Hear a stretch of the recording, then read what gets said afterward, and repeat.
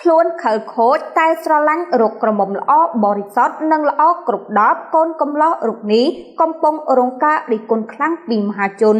ស្រឡាញ់កូនកំមុំដោយសារអីសារគាត់នៅក្មេងហើយកំមុំបរិសុទ្ធហ្នឹង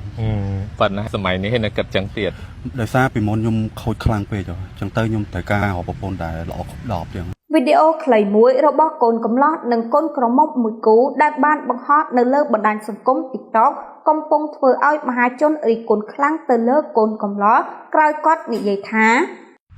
សាប៊ូ collagen MKM មករាមុំដោបាត់រាល់បញ្ហាលើដងខ្លួនដូចជាសង្វាមុនខ្នងរមាស់អាឡែស៊ីនិងបែកអាចរុយជាដើមជួយផ្ដល់សំណើមដល់ស្បែកកាត់បន្ថយស្បែកជ្រូញចាហ៊ុយ XS ផលិតផលប្រទេសជប៉ុនផ្សំពីស្មៅផ្អែមរបស់ជប៉ុនជួយដុតរំលាយជាតិខ្លាញ់ជួយសម្រួលការបន្តបង់ស្រួលញ៉ាំមិនធ្វើតូកញ៉ាំលេងស្រកខ្លាញ់ពិត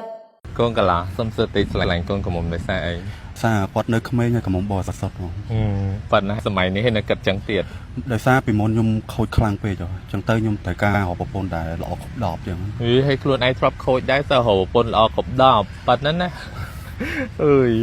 វីដេអូខាងលើនេះផុសមិនតាន់បានប៉ុន្មាននាទីស្រួលបួលផងអ្នកលេងបណ្ដាញសង្គម TikTok ជាច្រើនបានចូលទៅខមមិនរិះគន់កូនកំឡោះខាងលើថាខ្លួនឯងមិនបរិសុទ្ធតែយកប្រពន្ធរកតែបរិសុទ្ធចោទមនុស្សស្រីដែលខូចខលជាមួយគ្នាយ៉ាងម៉េចទៅវិញកោតតែចេះនិយាយទៅរួចការហៅស៊ីស៊ីនប្រពន្ធវាអស់វារកស្រីផ្សេងទៀតមនុស្សប្រុសខ្លះសុទ្ធតែចង់បានមនុស្សស្រីបរិសុទ្ធតែខ្លួនទៅបំផ្លាញភាពបរិសុទ្ធរបស់ស្រីទៅវិញនិយាយតែចំពោះបុរសមួយចំនួនទេហើយខ្លះទៀតក៏ខមមិនថាមនុស្សប្រុសដែលគិតដូចគាត់អញ្ចឹងមិនបាច់យកទេខ្ញុំធ្លាប់ជួបហើយស្រឡាញ់សិតតែមនុស្សស្រីល្អគ្រប់ដបតែខ្លួនឯងមិនល្អគ្រប់ដបចាំខ្លួនឯងល្អសិនចាំទៅយកមនុស្សស្រីល្អត្រូវតែចាំថាគ្មានអ្នកណាល្អគ្រប់ដប់ទេមានតែខ្លួនយើងទេអាចទទួលយកស្ត្រីម្នាក់នឹងបានអត់អាចទទួលយកចរិតរបស់គាត់ហើយត្រូវតែស្រឡាញ់គាត់ជាគាត់បានមើលថែគ្នាដល់ចាស់